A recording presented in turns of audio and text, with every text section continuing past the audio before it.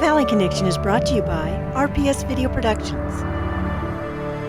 This month's show is sponsored in part by The Image Creator with Jan Young, Phil's Auto Clinic, where caring makes the difference. Best known for her management series, Been There, Done That, successful speaker and business person Jan Young feels the keys to success are exceptional customer service and consistent advertising. During the housing crash of the 90s, we all had faith that eventually things would return to normal. Today, Valley residents are losing their jobs and homes, so our spending is based on fear this time around.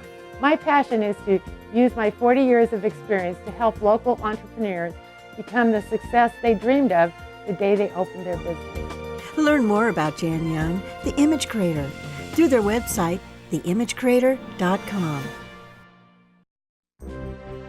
Hi, I'm Phil, a technician that hates acting, but as they say, it's not just about me. It's about our ASE certified master technicians, Ed Garcia and Steve Maldonado. It's about our hybrid battery rebuilder, Marco Sarvaio. It's about our friendly and helpful service advisors, Dan and Brian. It's about our Auto Club approved service. Check out our website for more at philsautoonline.com. Phil's Auto Clinic, where caring makes the difference.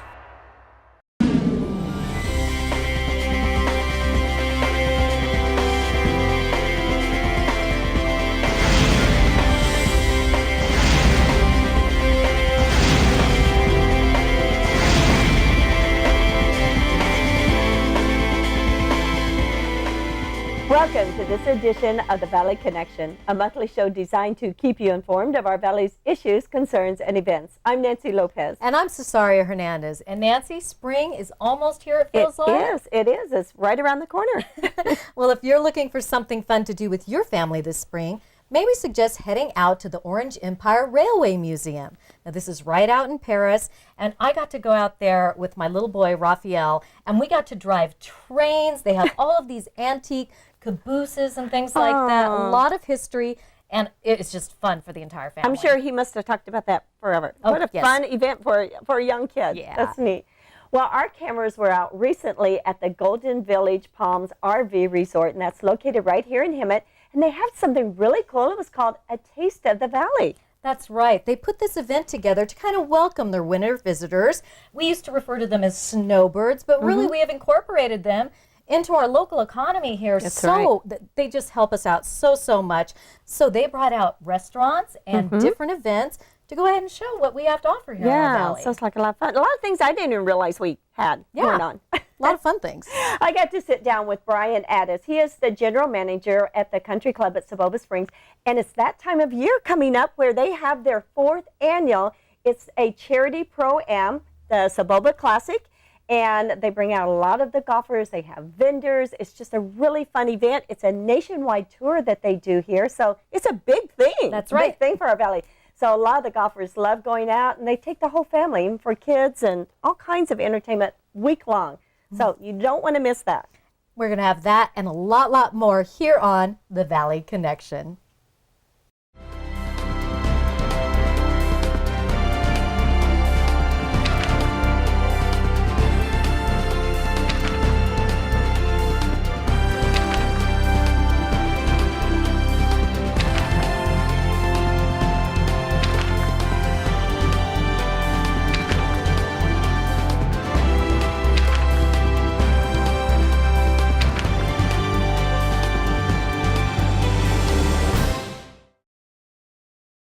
Welcome back to the show. Now we're going to head on out to the Orange Empire Railway Museum out in Paris with my little son, Raphael. All aboard!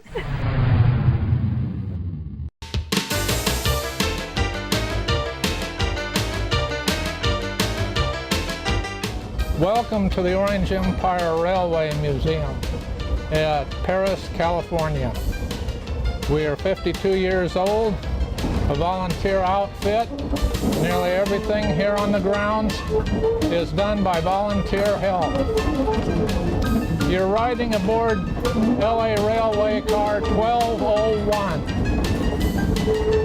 It was built in 1921 and has served in some capacity since that time. It's an all-steel car. Prior to that time, they were built of wood. And during collisions or mishaps, the wood would splinter and cause lots of injuries. I'm out here in Paris at the Orange Empire Railway Museum, and joining me is Ken Schwartz, one of the supervisors out here. And Ken, tell me, give me just a little bit of the history of the museum. A little bit of the background. It started out with 17 young men, and it actually started out at Griffith Park, and they were looking to expand. They bought a lot of their equipment from scrap dealers, and a lot of the stuff was donated. Also, some of the equipment stuff out here was donated to us out here at the museum. And it was just a bunch of young gentlemen that wanted to play with trains, and it just started growing, and we're a pretty good-sized organization now. What you actually get to do is you come out here and you get to actually operate one of our trains out here. You get out here early in the morning with the crew. You fire up the train, you go through everything that you have to go through to fire up the train, and then you come out here to the main track out here and get to run it for an hour out here. And it's a lot of fun, and it's a great experience if you've never actually got to see inside of a train. This is the best way to get your experience of operating a train.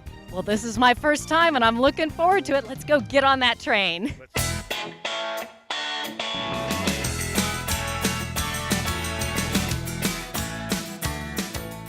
How about Mom sitting in the seat first? And you want to sit on my lap?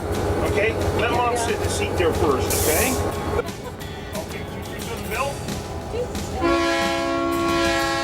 Okay, now, here we go. We're going to release the brakes again with me. And put your hand up here. And we're going to give one motion to move forward. Yep. And there we go. How you doing?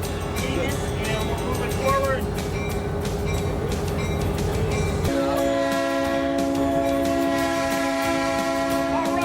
Over here. Okay, back over here to your brake. Hold just a little bit, carry it all the way. Right about here. And a little bit back. And we're going to go a little bit forward again. And all the way up to your stop. Now down here to your bell again. Push it.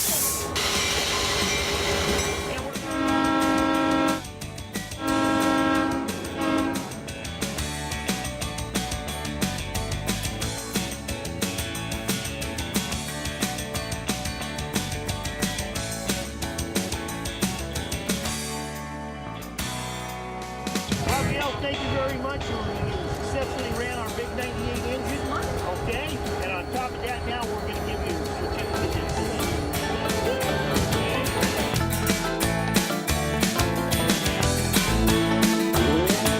Well, your train enthusiasts have certainly put together quite a collection. About how many trains do you have out here? Roughly, I'm going to guess probably close to maybe 200 to 300 different types. We have equipment donated from the different railroads to us out here. We have our shop equipment donated to us, so it varies from place to place out here.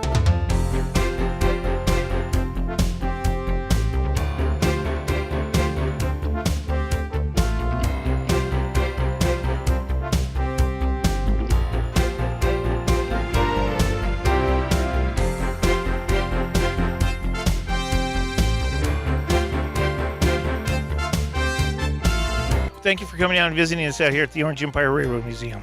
Oh my goodness, we've had so much fun. Raphael and I have done everything out here. And remember, bring your family out here too. To come out here and enjoy the park and see all the trains, it's free. You don't have any excuse for not coming. Just the special events are just a nominal fee. We're going to be right back with more of the Valley Connection right after this. Best known for her management series, Been There, Done That, successful speaker and business person Jan Young feels the keys to success are exceptional customer service and consistent advertising. During the housing crash of the 90s, we all had faith that eventually things would return to normal. Today, Valley residents are losing their jobs and homes, so our spending is based on fear this time around. My passion is to use my 40 years of experience to help local entrepreneurs become the success they dreamed of the day they opened their business. Learn more about Jan Young, the Image Creator, through their website, theimagecreator.com. And now, some more local history with our own Rob Lindquist.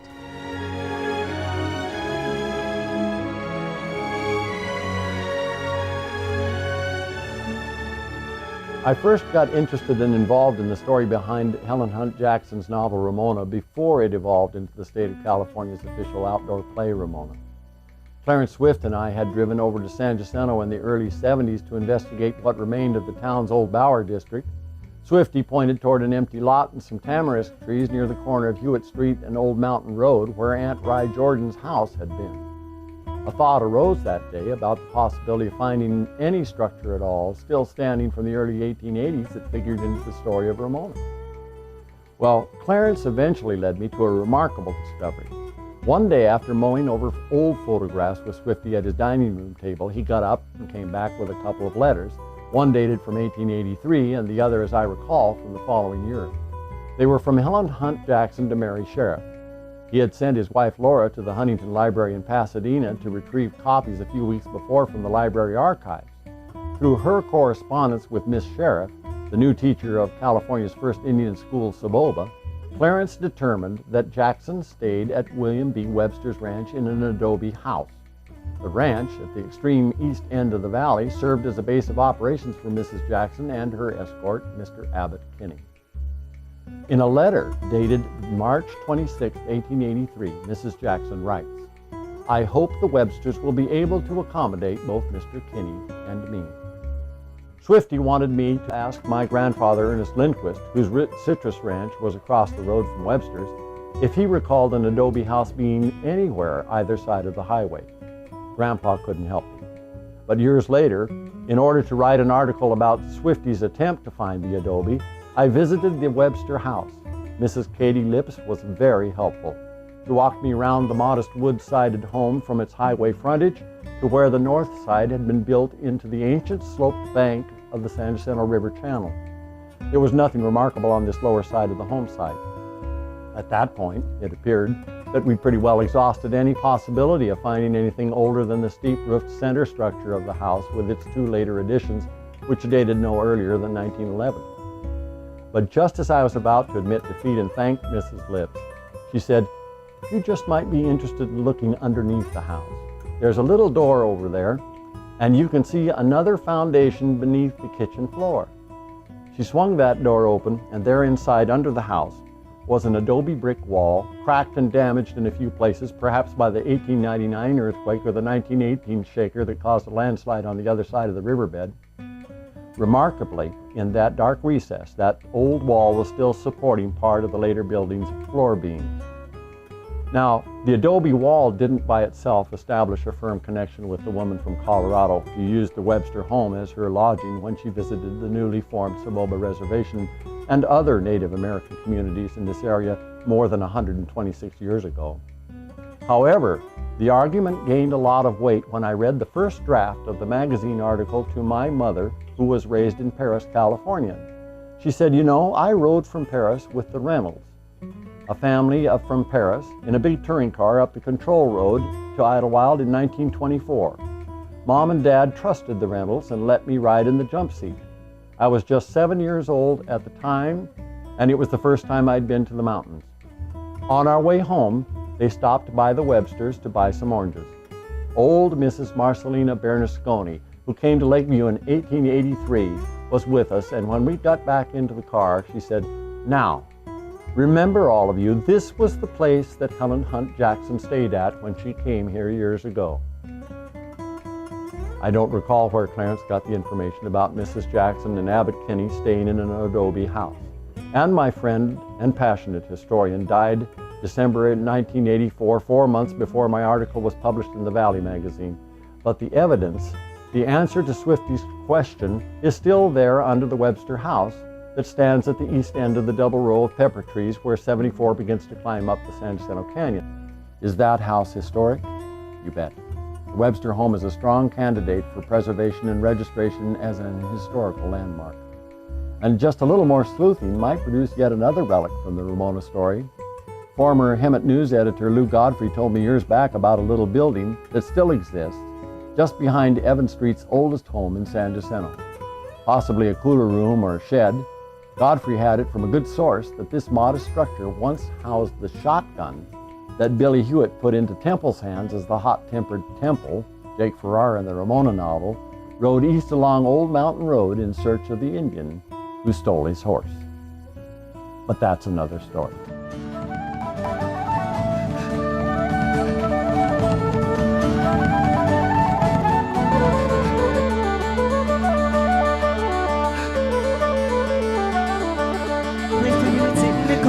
Point of view, and he never got drunk cause it's over. And the price would go down in the usual way, and they never get drunk cause it's sober. This was known to who'd have went wrong, and we'd sing through the night till the break of the dawn when he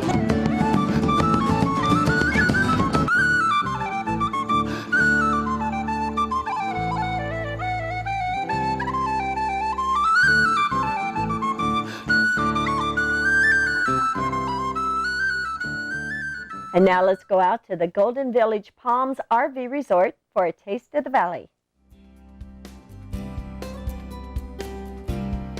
We had a chance to stop by one of our valley's most popular tourist destinations, the Golden Village Palms RV Resort, where the winter visitors are enjoying the first annual Taste of the Valley.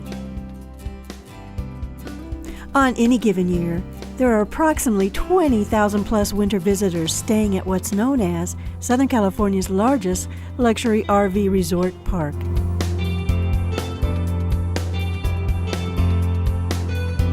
We spoke with General Manager Michael Carl on why he felt it was important to hold this event. The purpose of this event is to help our tourists get to know what the local businesses are that is out here to service and offer them to create a community involvement.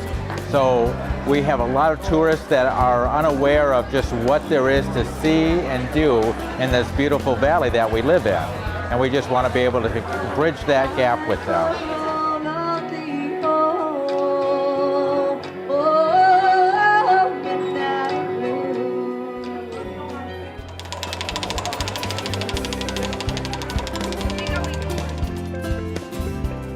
As valley businesses and restaurants and other attractions share their information and hand out free samples, we had a chance to speak with some of our park visitors and asked them why they enjoyed coming back every year. One of the reasons we come to this park is because of the people and the atmosphere and the fun. It's so centrally located. You could be at the coast, you could be over there where the surfers are, or you could be up where the skiers are. You could be anywhere in just a day's drive. It's so much fun here. It's so convenient. San Diego, Los Angeles, and over to Las Vegas is not far away either. So this is a very unique and centrally located area. And the climate is fantastic. The people are so much fun though. I have to emphasize the people. The people are so friendly. And the Canadians, they're a blast. They're just a blast to be around. We come here for the golfing, the weather, and for friends. We come from a valley. We come from the Fraser Valley at home, and it's very much like that with all the agriculture. Yeah. Our mountains are just a little higher than yours. Oh, yeah. Yeah. I like coming here because, for one thing, I like the weather, because the weather's awesome compared with where I come from. I like the people. You make a bunch of new friends. We have a get-together every afternoon, and we play golf together, and the pool is awesome, and it's close to a lot of things you could go see, and you meet new people. I've been coming here since 1995. We also had some great comments from some of our businesses that participated in this year's Taste of the Valley. They felt it was a great success. Our winter visitors are not only fun to visit with, but are great assets for our local economy.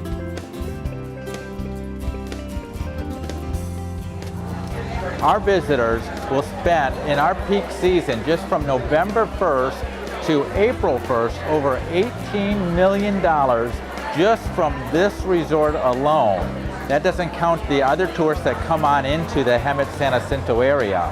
So to give you a breakdown of what some of our guests will spend during this time, For example, auto repair, over $130,000 during that time. They are very involved in the community with charities, over $80,000 that will go back into the local charities here. For example, we just did a hospice luncheon to create an awareness there. Pets. Pets are very big for our RVers. They'll spend over $60,000 on their pets.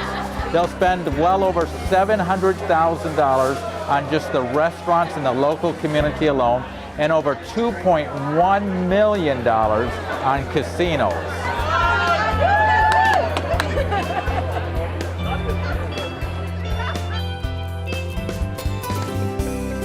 What a terrific opportunity the park gave our local businesses, and from the looks of it, everyone had a great time. The tourists received a lot more information on what our valley has to offer.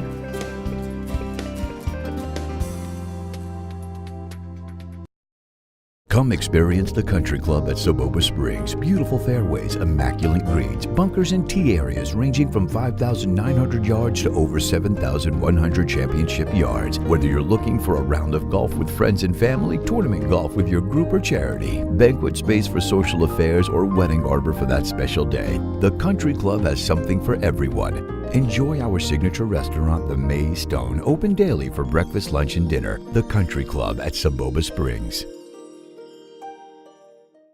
And welcome back. And joining me right now is Brian Addis, and he is the general manager for the Country Club at Soboba Springs. Welcome, Brian. Thank you very much. Now, we're going to talk about a very popular event, and it's getting more popular as the years go by. Matter of fact, this is the 4th annual, and it's the Soboba Golf Classic, and you're the acting tournament director, right, this year? You got it. And so tell us something about it. It's going to be a different time this year, correct? It is. The first 3 years were in September, in the fall, towards the fall. The tour and the Soboba Band of Lasino Indians decided a better time of year might be the spring. Maybe when it's not quite so hot. Not quite so hot. A little more mild weather. Course conditions are much better, but we've moved on this PGA Tour schedule to April 2nd through 8th. And I know that you have a lot planned. I mean, this is a big event, and I know you have to plan even a year in advance to get ready for this. There's a lot of charities that really help out, and this actually benefits our community greatly. Correct? There's a huge benefit to the community. We have 14 participating charities that actually go out and sell tickets on behalf of the tournament, and they get to keep the proceeds from those ticket sales. Like 100%, right? 100% of the proceeds. 100% of the proceeds. In the first 3 years, we've raised about $120,000 for the local charities. Oh, and what a fun way to do it. It really is. Now you have some cool things planned. You have theme days. We have theme days. At the Thursday is U.S. Military Day, Military Appreciation Day, excuse me. We do have a beautiful opening ceremony about 6 in the morning. So if you're up and moving around at 6 in the morning, come on out. Yeah, I am. We have a lieutenant colonel that hits the ceremony of the first tee shot, presentation of colors, sing the national anthem. And the tournament starts. All 4 days of the tournament.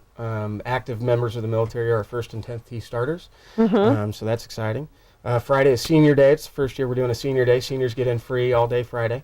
And what's the age on that? 55 and over. Okay. Saturday is community day. We started community day last year, and we had 12 organizations within the community that came out for free and displayed their products and wares to the spectators out there. And this year we brought Cancer Awareness Day back on the Sunday of the tournament, which is a neat day. In appreciation of those folks, we change all the normal pin flags out to pink, and all the players in the field usually wear something pink on them, whether it's a pink ribbon or a pink shirt or even pink pants. Something pink. Some guys have had pink shoes in the past, so it's a really neat thing. And you even have something for kids. We do. One of our highlights is Kids Corner. Kids Corner opens on Tuesday afternoon. We have a Tuesday junior clinic. Our junior clinic has become the most popular junior clinic on not only the nationwide tour but the PGA Tour. 10 of the pros interact with hundreds of kids that come out. When the junior clinic's over, all the kids get the first view of Kids Corner for the year. And then it officially opens on Thursday of tournament week, and kids 17 under get in free. So tell your moms and dads to come out and enjoy the Kids Corner and watch some golf. And you have lots of vendors, I guess, that come out. We do. We have a vendor area, a patio area, with a bar and things for the adults and all of us. And vendors get out there and they again display their items. There's products available for purchase in that area. Are you still looking for vendors if somebody's interested? Absolutely. You can go to sobobaclassic.net and gather information there. You can call me at the Country Club at Soboba Springs, and I'll be glad to help. Beer and Wine Garden. We're adding vendors to the Beer and Wine Garden. Last year we had a Hangar 24, a local brewery, came out and brought lots of their stuff with them. And that was fun. Ween's Winery in Temecula will be back out. Wilson Creek Winery will be out. Wow. So yeah, there's participation is on the rise. Yeah, yeah. Now I know you are still trying to get the list together for the golfers that's going to be out. How many do you expect? I think our field this year is 144 players. 144, yeah. And some maybe big names? We had about 20 players from the PGA Tour last year that joined the Nationwide Tour players. And yeah, we get some decent names. We really do. Well, I know a lot of work has gone into this, and this is a real plus for our community, Brian. Absolutely. And how exciting. So get out there, support it. And again, the dates are April 2nd through 8th. And if you want more information, again, their website is? SobobaClassic.net. Soboba, the Country Club, Soboba Springs CC.com. See, I'm not the only one. And you can reach me at 951-654-4300. Okay, thank you so much, Brian, and good luck. Thank you very much. Hopefully we'll see you out there. You will. Okay, we'll be right back with more of the Valley Connection.